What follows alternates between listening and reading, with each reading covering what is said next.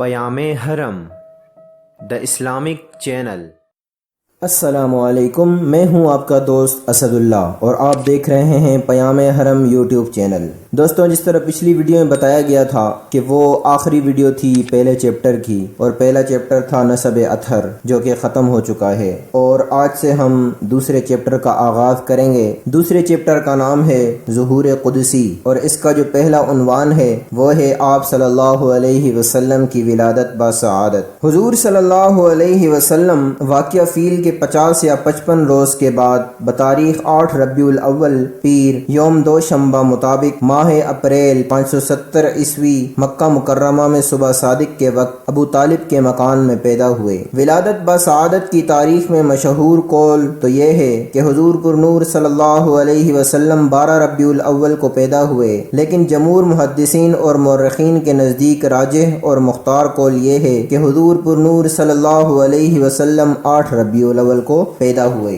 عثمان بن عاص رضی اللہ تعالی عنہ کی والدہ فاطمہ بنت عبداللہ فرماتی ہیں کہ میں حضور صلی اللہ علیہ وسلم کی ولادت کے وقت آمنہ کے پاس موجود تھی، تو اس وقت یہ دیکھا کہ تمام گھر نور سے بھر گیا، اور دیکھا کہ آسمان کے ستارے جھکے آتے ہیں، یہاں تک کہ مجھ کو یہ گمان ہوا کہ یہ ستارے مجھ پر آ گریں گے۔ کاندھلوی صاحب نے نقطہ یہ لکھا ہے کہ ستاروں کے زمین کی طرف جھک آنے میں اس طرف اشارہ تھا کہ عنقریب زمین سے کفر اور شرک کی ظلمت اور تاریکی دور ہوگی، اور انوار و ہدایت سے تمام زمین روشن اور منور ہوگی۔ ارباز بن ساریہ سے مروی ہے کہ رسول اللہ صلی اللہ علیہ وسلم کی والدہ ماجدہ نے ولادت باسعادت کے وقت ایک نور دیکھا جس سے شام کے محل روشن ہو گئے، یعنی مکہ سے لے کر شام تک تمام علاقہ آپ ہی کی زندگی میں اسلام کے زیر نگی آ جائے گا۔ چنانچہ شام آپ ہی کی زندگی میں فتح ہوا۔ عجب نہیں اسی وجہ سے ولادت باسعادت کے وقت شام کے محل دکھلائے گئے ہوں، اور بصرہ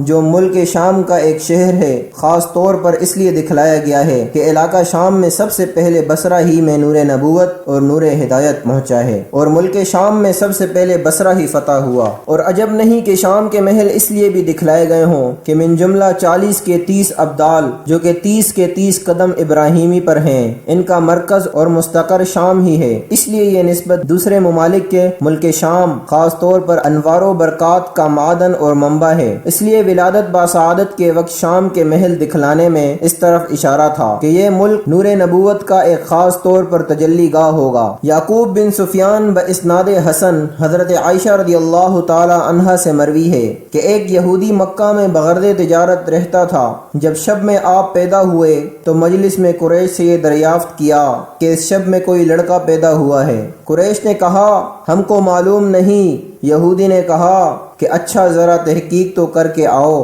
آج کی شب میں اس امت کا نبی پیدا ہوا ہے، اس کے دونوں شانوں کے درمیان ایک علامت ہے، یعنی مہر نبوت، وہ 2 رات تک دودھ نہ پیے گا، اس لیے کہ ایک جنی نے اس کے منہ پر انگلی رکھ دی ہے۔ لوگ فوراً اس مجلس سے اٹھے اور اس کی تحقیق کی۔ معلوم ہوا کہ عبداللہ بن عبد المطلب کے لڑکا پیدا ہوا ہے۔ یہودی نے کہا مجھ کو بھی چل کر دکھاؤ۔ یہودی نے جب دونوں شانوں کے درمیان کی علامت مہر نبوت کو دیکھا تو بے ہوش ہو کر گر پڑا۔ جب ہوش آیا تو یہ کہا کہ نبوت بنی اسرائیل سے چلی گئی۔ اے قریش والو، یہ مولود تم پر ایک ایسا حملہ کرے گا جس کی خبر مشرق سے لے کر مغرب تک پھیل جائے گی۔ دوستو، امید کرتا ہوں کہ یہ عنوان آپ کو پسند آیا ہوگا۔ ہمارا جو اگلا عنوان ہوگا وہ یہ ہوگا کہ ایوان کسرا کے چوتھا کنگر کیوں گرے اور نہر ساوا خشک کیوں ہوا۔ تو اگلی ویڈیو تک ہمیں اجازت دیں اور ہمارے چینل کو سبسکرائب کرنا نہ بھولیں۔